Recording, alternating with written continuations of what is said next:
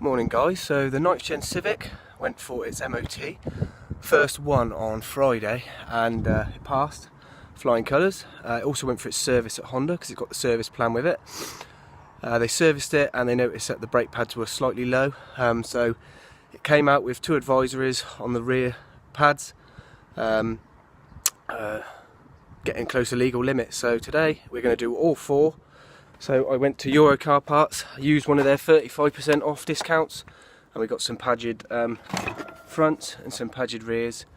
So yeah, that's what we're going to do today. So let's get the car jacked up and then we'll have a look. Just before I forget, Honda wanted £120 for the front and £120 for the back. I don't know if that was just labour and parts, but I managed to pick up the 4 sets, 4 brake pads for £70. So that's it, yeah. We're going to start with the front driver's side. So first things first, before you jack the car up, make sure you just loosen off these wheel nuts, and it'll make it a lot easier when the car's in the air, and it'll stop the when the wheel spins, you'll be able to get them out still.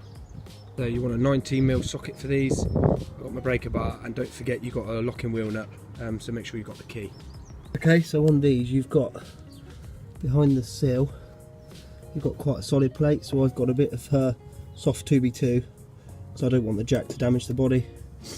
That will then take all the stress out of it and lift the car up nicely for you. Right, once the wheel is off, keep your wheel nut safe. Here is the brake pad in there, a little bit of life left on there. The first thing you want to do is take off this anti-rattle spring. So you just pull that forward basically and just manhandle that off. And then we're going to take the caliper off. Right, once you've got that spring off, you've got a little black cap here. So if you get yourself a flathead screwdriver, and just take that little cap off. And then inside there, you're going to have like an Allen headed key that's going to hold this slider onto this caliper. And you're going to have also one down the back here, which you're going to have to take off as well. I'll let you know the exact size when I've done it. Okay, so I've got a Flexi 3/8 headed ratchet here, and that is a 7mm Allen key. The 3/8 Flexi makes it easy on brakes because you can flex that round and still get your access. If you take that out, I'll just show you, that is a 7mm Allen head. Right, once you've got those 2 out, next you're going to get the caliper off. We've obviously got a little bit of lip on this disc, so the caliper's being a bit stubborn. So if you give it a little tap, you'll see that it will start to come off. And then once it comes off, you can put this out of the way, but don't let it hang on the rubber there because you'll wreck that. So just sit it out the back there, or even tie it up here somewhere on the strut.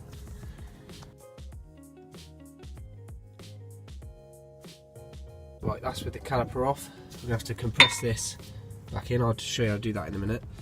The disc, give it a little inspect, make sure you've got no cracks. This is fine, so we're going to reuse these. And there's a little comparison. So that's the new brake pad material and that's the old. So a few fouls are left in that, but yeah, let's just replace them with new ones. Right, so to get that piston back in there, what I use, obviously this isn't a rewind caliper, this is just a straight in and out piston. So you can get a big set of grips on there, obviously not damaging the seal. And if you just give it a squeeze, obviously one-handed's hard, so it will start to go back in slowly. I've obviously popped the bonnet and checked the brake fluid, it's fine, this can accept this new stuff, so just squeeze that in gently and then you'll be able to fit your new pads. Once you push the piston back in, put that new pad in there, it's got 3 little tabs on it there, inside the piston. Put your new pad on the lips, these already got the anti-squeal things on, the mattings, and then literally just put the caliper on the back there. There we go, so just make sure this is nice and it goes back the way it was. That just literally sits on there like that. So now you've got new brake pads. You just need to put your 2 pins back in there, do them up nice and tight, job done. That's this side done. I just want to show you this, the bolts are now in at the back. I haven't pressed the piston on the brake pedal yet. I haven't pressed it out, so it's still fully back in the shaft. But if you can see that slop there, that's where this spring comes into play. It just clips the front of that caliper there onto the bracket, and just takes that wiggle out of it when you're driving along, so you don't hear that noise. Right, get on there, you little plugger. Ah!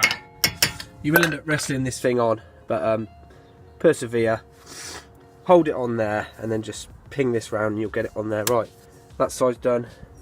Let's move to the back. Right guys, we're now on the back wheel. I've jacked it up, same process. Took the wheel off.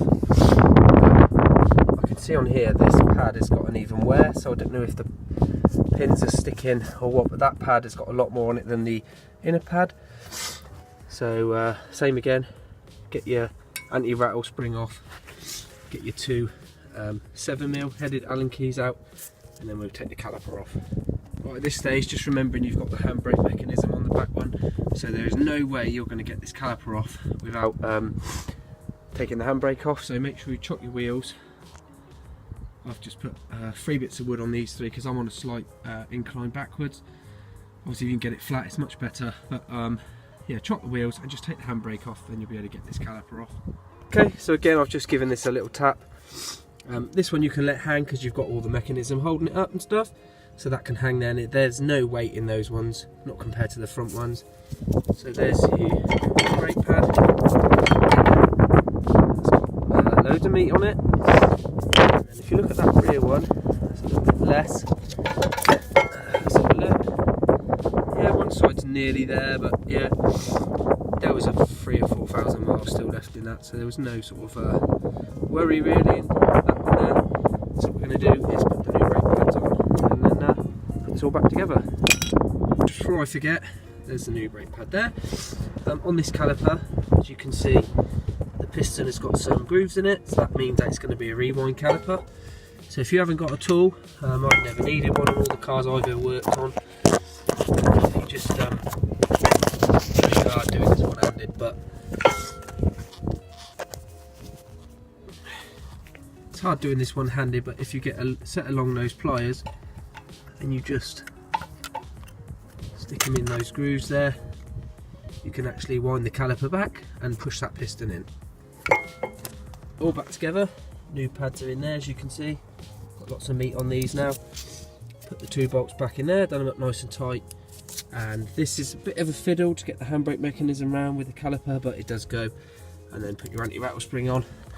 Last thing, come inside the car, just pump that pedal, you see, just pump it, so it's nice and hard, and then you know that that fluid is now right where it should be, and that piston is nice and tight.